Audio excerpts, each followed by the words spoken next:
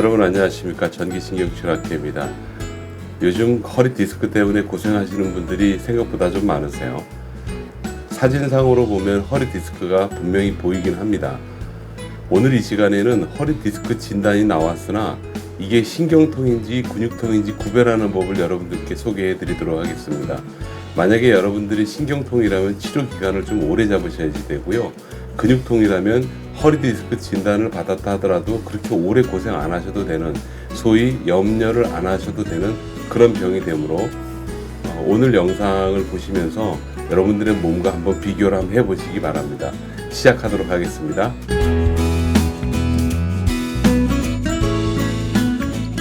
허리 디스크에 의한 근육통과 신경통을 한번 나눠서 설명을 한번 해보도록 하겠습니다. 오른쪽 다리는 근육통이고요. 왼쪽 다리는 신경통으로 나누어 봤습니다. 먼저 근육통 먼저 한번 볼까요? 근육통이 생기면 허리가 좀 아프고요. 엉덩이가 좀 아플 수 있어요. 그리고 허벅지가 좀 쫙 불편하죠. 여러분 이런 거 많이 경험하시죠? 그리고 종아리까지도 이렇게 불편할 수가 있습니다. 신경통 한번 볼까요? 신경통 같은 경우에는 똑같습니다. 허리가 아프고 엉덩이가 아픈데 희한한 거는 허벅지가 안 아프고 종아리가 아파요. 그리고 발목 주변이 굉장히 많이 아픕니다. 자, 허리 디스크 진단을 똑같이 받았는데 증상이 오른쪽 모양으로 나오게 되면은 근육통이 있는 허리 디스크고요. 이 왼쪽 모양으로 나오면 신경통이 있는 허리 디스크입니다. 제가 이렇게 나눠 봤는데 신경통이 있는 경우에는 허벅지가 안 아픕니다. 근육통이 있는 경우에는 허벅지가 아프죠. 발목 같은 경우에는 신경통은 굉장히 많이 아프고요. 근육통 같은 경우에는 발목이 그렇게 많이 안 아픕니다. 끝으로 종아리 부분은 서로 비슷비슷해요. 전체적으로 보면 허리 디스크가 있는 신경통 환자는 허벅지 통증은 거의 없습니다.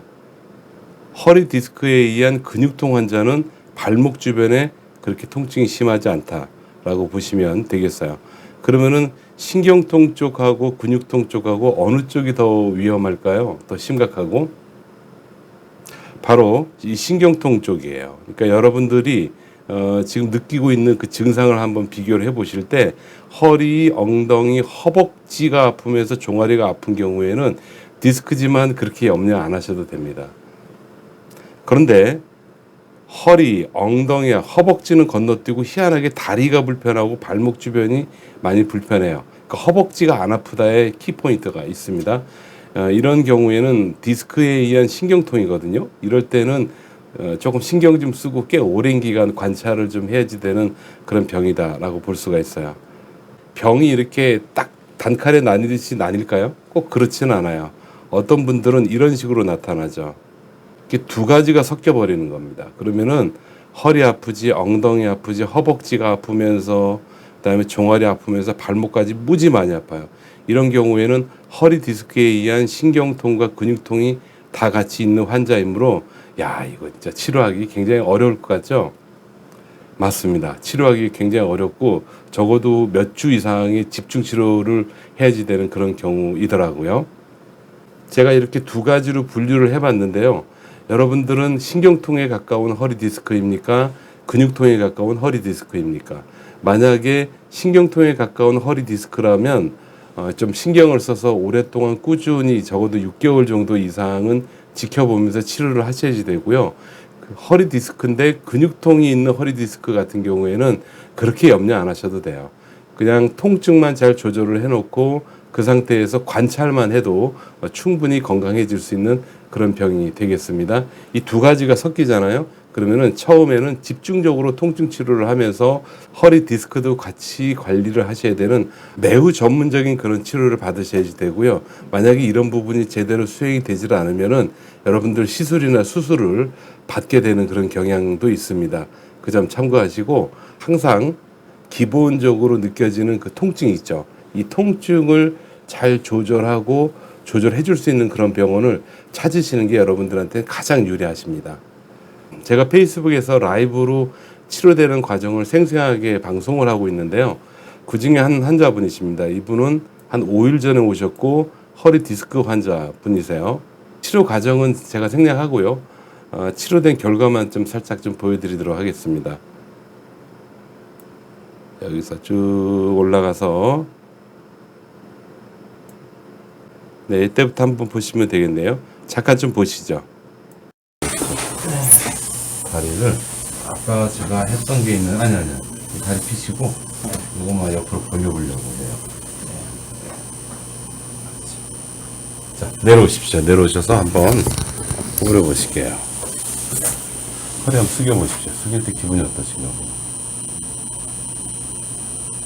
아까보다 훨씬 나아요. 처음보다는 좀 훨씬 낫긴 처음에는 한데 이 정도만 해도 뭐가 신호가 왔겠지. 이 정도만 해도 이게 통증이 예. 있는 상태인데 지금은 이 정도에도 통증이 거의 없고요. 자, 한번 숙여보세요. 조금. 네. 어디까지 숙여지나 볼게요. 좀 참고. 네. 네, 이 정도, 됐습니다. 이 정도는 지금 충분해요. 자, 간단히 마무리하겠습니다. 여러분, 허리 디스크라고 하더라도요, 근육통에 가까운 허리 디스크가 있고 신경통에 가까운 허리 디스크가 있어요. 오늘 제가 설명드린 거를 여러분들 몸에 잘 비교해 보셔서 내가 근육통에 가까운 허리 디스크인지 신경통에 가까운 허리 디스크인지 아니면 두 가지가 섞인 허리 디스크인지를 잘 구별을 하십시오. 그래서 근육통에 가까운 허리 디스크다. 너무 염려하지 마시고 한 몇 주만 집중 치료 받으시면 돼요. 신경통에 가까운 허리 디스크다. 그러면은 한 6개월 정도는 관찰 및 집중 치료를 받으시는 게 낫습니다. 이 두 가지가 섞이잖아요.